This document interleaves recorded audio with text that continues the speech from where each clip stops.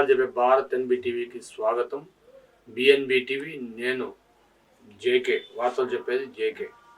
మిత్రులారా, దయచేసి ఎక్కడ స్కిప్ చేయకుండా చివరి వరకు చూస్తే మీకు వార్త ఏంటంటే అర్థమవుతుంది. అంతేకాకుండా మీకు మీ బంధువులకి, మీ స్నేహితులకి మీరు షేర్ చేయండి. ఈ వార్తని 10 మందిని సబ్స్క్రైబ్ చేసుకోమని చెప్పండి. వీలైతే ఒక లైక్ కూడా ఇమ్మని చెప్పండి. మరిన్ని వార్తలు చెప్పడానికి ఆస్కారం ఉంటుంది. ఈరోజు ముఖ్య అంశాలు ఏంటంటే, జెమినీ ఎలక్షన్ జరుగుతుందా? 27లో జెమినీ ఎలక్షన్ 29 అని కొట్టిమిట్టులు ఆడుతున్నది బీజేపీ. మొన్నటిదాకా 24లో పెట్టేస్తాం, ఇప్పుడేమో 29 వరకు ఆగుతాం అంటున్నారు. మరి ఎలా ఉంటుందో తెలియదు, ఎప్పుడు జరుగుతుందో తెలియదు. ఏదేమన్నా కానీ మోడీ గారి పదవీ కాలం బీజేపీ పార్టీ పరంగా, సభ్యత్వం పరంగా అయిపోవచ్చింది. కాబట్టి మరి ఆయన పదవీ విరామం చేసే టైం దగ్గరకు వచ్చింది. కాబట్టి 27లోనే పెట్టేస్తారు ఎలక్షను అని కొందరు, 29 వరకు ఆగుదారని కొందరు చెప్తున్నారు. అయితే 29 రాష్ట్రాల్లో ఎక్కడ ఎలా జరుగుతుంది అనేది తెలియని పరిస్థితి కింద ఉంది. రేపు ఫిబ్రవరి 5వ తారీఖున మన ఢిల్లీ ఎలక్షన్ జరుగుతుంది. మరి ఇది ఢిల్లీ ఎలక్షన్ జరిగితే 1 సంవత్సరంలోనే మళ్ళా ఎలక్షన్ పార్టిసిపేట్ చేయాలంటే మరి ఢిల్లీ ముఖ్యమంత్రి ఒప్పుకోవాలి కదా. ఇట్లా అటు చూస్తేనేమో మణిపూర్ నుండి నితీష్ కుమార్ ఏమో నేను అని పిచ్చి పిచ్చిగా ఆయన శైలిలో నేను వెళ్ళిపోతాను బయటికి, నేను అటు ఇటు అని చెప్పి ఆయన బెదిరిస్తున్నాడు. మరి ఇలాంటి పరిస్థితుల్లో ఏం చెయ్యాలి ఏంటి అనేది బీజేపీ అధిష్టానం స్కెచ్ వేస్తుంది. ఆ స్కెచ్ పారితే మరి జెమినీ ఎలక్షనో ఏదో మోడీ తర్వాత మరి ఎవరు ప్రధానిని ప్రకటిస్తారనేది, ఒక పక్క అమిత్ షా, ఒక పక్క జేపీ నడ్డా, ఇలాగా రకరకాల పేర్లు వినిపిస్తున్నాయి. ఎవరిని మరి ప్రధానమంత్రి సీట్లో కూర్చోబెడతారో తెలీదు. రాష్ట్రాల్లో అన్ని చోట్ల పార్టీ అధ్యక్షుల్ని మారుస్తున్నారు. ఎప్పుడో 2003 జూలైలోను జూన్లోను అన్ని చోట్ల ప్రకటించారు. ముఖ్యంగా తెలంగాణలో కిషన్ రెడ్డి తన వచ్చే నెలలో బడ్జెట్ ఏర్పాటు ఉంది, బడ్జెట్ అయిపోయినాక మారుద్దామా, బడ్జెట్ ముందే మారుద్దామా, తెలంగాణ ఒక బీసీ వ్యక్తికి బీజేపీ పదవిని, రాష్ట్ర అధ్యక్షుడి పదవిని ఇవ్వాలని, అదేవిధంగా ఆంధ్రప్రదేశ్కి పురంధేశ్వరి, మీకు తెలిసిన పేరే, విన్న పేరే, పురంధేశ్వరి గారు, దగ్గుపాటి పురంధేశ్వరి గారు ఇప్పుడు దాకా రాష్ట్రానికి అధ్యక్షురాలుగా ఉండి నడిపించారు. ఇప్పుడు ఆమె స్థానాన్ని ఆమెకే కొనసాగించాలా, లేకపోతే అటు పార్థసారథి, అటు సుధాకర్ రెడ్డి, ఇటు విజయవాడ పశ్చిమ నియోజకవర్గం ఎమ్మెల్యే సుజనా చౌదరి, వీళ్ళందరూ కూడా పోటీ పడుతున్నారు. ఆల్మోస్ట్ అన్ని ఏరియాల్లో అంతగా పోటీ లేదు, కానీ ఆంధ్రప్రదేశ్ మాత్రం కొద్దిగా పోటీలోనే ఉన్నారు. దరిదాపుగా ఒక 5-6 పేర్లు వినిపిస్తున్నాయి. మరి వీళ్ళలో ఎవరిని సెలెక్ట్ చేస్తారో తెలీదు. ఏమైనా కానీ ఎలక్షన్కి ఆంధ్రప్రదేశ్ నుండి గట్టి బలమైన సపోర్ట్ తీసుకోవాలి. ఈసారి ఆంధ్రప్రదేశ్ నుండి అత్యధిక సీట్లు కొట్టాలి, బీజేపీ గవర్నమెంటే ఫామ్ చేయాలి అని ఎత్తుగళ్ళేస్తున్నారు బీజేపీ అండుకో. మరి ఏం జరుగుతుందో తెలీదు. అటు నితీష్ మరి ఏ పార్టీలో అడుగు పెడతాడో తెలీదు. మొత్తానికి జగన్మోహన్ రెడ్డిని మోడీ గారు కాపాడినట్టే అనుకోవాలి. మోడీ గారు జగన్మోహన్ రెడ్డిని ఎలా కాపాడారయ్యా?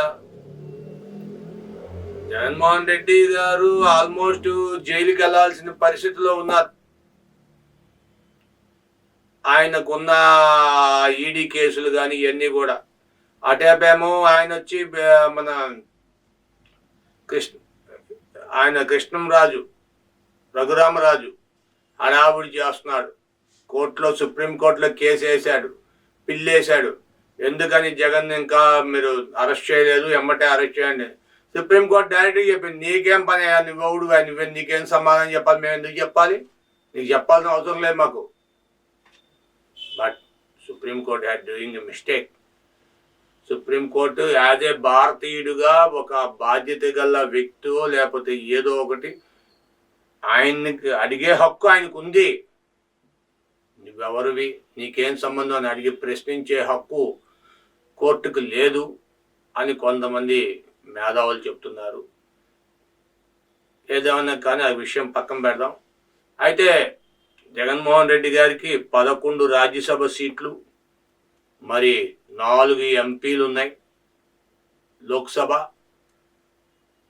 మరి 4 ఎంపీలు ఇటు నితీష్ కుమార్ బయటికి వెళ్ళిపోతే 4 ఎంపీలు కావాలి. మరి టీడీపీకి కానీ జనసేనకు కానీ ఇప్పుడప్పుడే రాజ్యసభలో బలం లేదు. రాజ్యసభ బలం రావాలంటే దరిదాపుగా 2026 రావాల్సిందే. వస్తే కానీ ఆ సీట్లన్నీ ఎలక్షన్లో వాళ్ళనందరినీ సీట్లని కైవసం చేసుకొని కొత్త రాజ్యసభ సభ్యులని ఏర్పాటు చేసి రాజ్యసభ ఎంపీలని అప్పుడు కానీ వీళ్ళ బలం రాదు, టీడీపీకి కానీ జనసేనకు కానీ. మరి లోపు హామీ ఇచ్చారంట మోడీ గారు, నీకెందుకయా, నేను ఉన్నాను కదా జగన్మోహన్ రెడ్డి, నీవేం భయపడక్కర్లేదు అని హామీ ఇచ్చారని ఒక తాటేక సప్పుళ్ళు అంటారు, ఏదేదో అంటారు కదా, గాలి వార్తలు. ఇలాగా యూట్యూబర్లు హల్చర్ చేస్తున్నారు. పనికిరానియో పనికొచ్చినయో కొన్ని వార్తలు వైరల్ చేస్తున్నారు. జగన్మోహన్ రెడ్డి గారికి మోడీ గారు రక్షణ ఇచ్చారని, కల్పించారని, ఇవన్నీ రకరకాల విషయాలు వైరల్ అవుతున్నాయి. మరి అవన్నీ మీరు నమ్మి ఇబ్బందులు పడకండి. జగన్మోహన్ రెడ్డి జైలుకి వెళ్తే మనకేంటి, ఉంటే మనకేంటండి, మనకు ప్రభుత్వం నడవాలి, మనకు తాపీగా ఉండాలి అని మనం అనుకోవాలి. అందుకని మీరేం భయపడద్దు. మీ విలువైన అభిప్రాయాలు కామెంట్ రూపంలో తెలియజేయండి. Thank you for watching our channel. BJP ప్రభుత్వం కొనసాగుద్ది, ప్రభుత్వం పడిపోదు అని మనం ఆశిద్దాం. Thank you for watching our channel.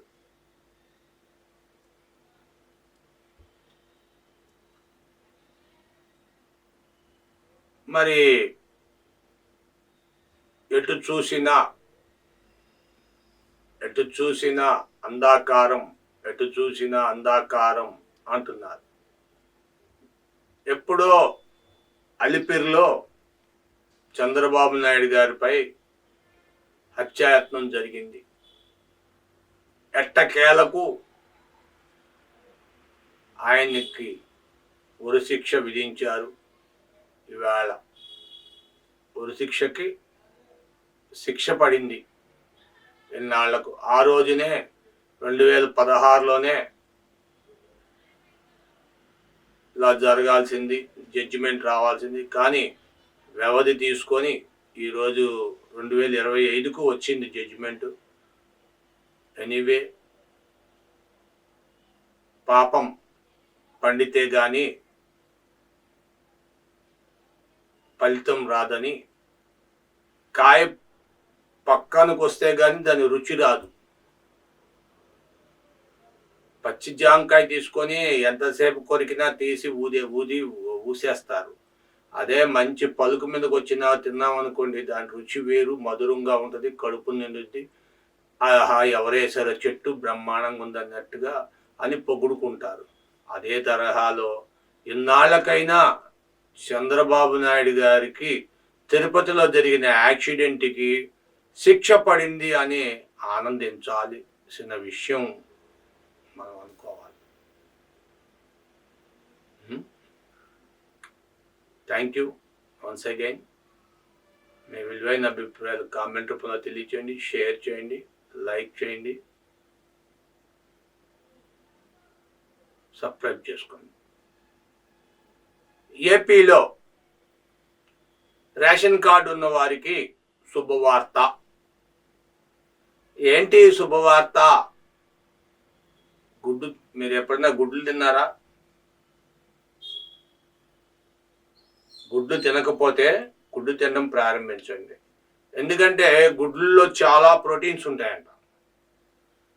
ఆ ప్రోటీన్స్ వల్ల ఆరోగ్యానికి, పిల్లలకి చాలా అంటే చాలా బలం చేకూరుద్దంట. యాంటీ ఆక్సైడ్స్ అంటే anti powers, anti residency power, residing powers గుడ్లులో దోమ కాటు కానీ, లేకపోతే రక్తంలో కానీ, నీరసం కానీ, రకరకాలైన అనేక రకమైన national science institute of India వాళ్ళు, ఫారిన్ కొలాబరేషన్ వాళ్ళు కూడా దాన్ని ప్రూవ్ చేశారు. ఎన్సిసి వాళ్ళు దీన్ని, గుడ్డుని ప్రతి ఒక్కరూ వాడాలి. వాడితే రోజుకి ఒక గుడ్డున చొప్పున ప్రతి ఒక్కరు తింటే ముసల్తనం రాదు, ఆరోగ్యాన్ని కాపాడుకున్నాడు అవుతారు, రక్తహీనత కనబడదు అని చెప్పి రకరకాలైన సైంటిఫిక్ రిసోర్సెస్ రిలీజ్ చేసినాయి. కాబట్టి ఏపీ ప్రభుత్వం త్వరలోనే గుడ్లను, బియ్యం, ఉచిత బియ్యం, ఉచిత కందిపప్పు, లేదా రేషన్ కందిపప్పుతో పాటు ఉచితంగా గుడ్లు కూడా ఒక్కొక్క కార్డుకి 30 గుడ్లు దాకా ఇవ్వాలని ప్లాన్ చేస్తున్నారు. మరి ఏం జరుగుతుందో చూడాలి. మరి రేషన్ డీలర్లకి అదనంగా ఇంకొక భారం తీసుకొచ్చి పెడుతున్నారు. గతంలో కిరోసినాలు ఉండేది, వాళ్ళకి భారం తగ్గించేశారు. అదొక ఎడిషనల్ భారం. అక్కడికి వెళ్ళి కిరసనాలు డ్రమ్ములు తీసుకొచ్చి, ఆ డ్రమ్ములు కిరసనాలు వాటాలు పెట్టి, లైన్లు పెట్టి, ఇవన్నీ మీకు తెలిసిందే, పాతదే. అయితే ఈ రోజున గుడ్డు అంటే గాజు మొక్కతో సమానం. ఈ గాజులు తీసుకెళ్ళినట్టుగా అంత జాగ్రత్త పెట్టుకోవాలి రేషన్ డీలర్లు. మరి ఏం జరుగుతుందో చూడాలి. రేషన్ డీలర్లకి కొత్త కష్టాలు మొదలయ్యాయి అనుకోవాలి ఈ గుడ్లు కానీ వస్తే. అటు అంగన్వాడీ వాళ్ళకు కూడా గుడ్లు ఇస్తున్నారు. అంతేకాకుండా మధ్యాహ్నం భోజనం పథకంలో కూడా రోజుకి ఒక గుడ్డు ఇవ్వాలా, లేకపోతే నెలకి 6 గుడ్లు ఇవ్వాలా అనేది ప్రపోజల్లో ఉంది. ఇంకా ఏ నిర్ణయం కాలేదు. త్వరలోనే పోషక విలువలు కల్లా ఆంధ్రప్రదేశ్ని చూడబోతున్నాం అనుకోవాలి. మీ విలువైన అభిప్రాయాలు కామెంట్ రూపంలో తెలియజేయండి, షేర్ చేయండి, 10 మందికి సబ్స్క్రైబ్ చేసుకోమని చెప్పండి. మీరు షేర్ చేయండి, లైక్ ఇవ్వండి. ఒక లైక్ ఇస్తే మేము మరిన్ని వీడియోలు చేస్తాం. Thank you for watching our channel. Thank you.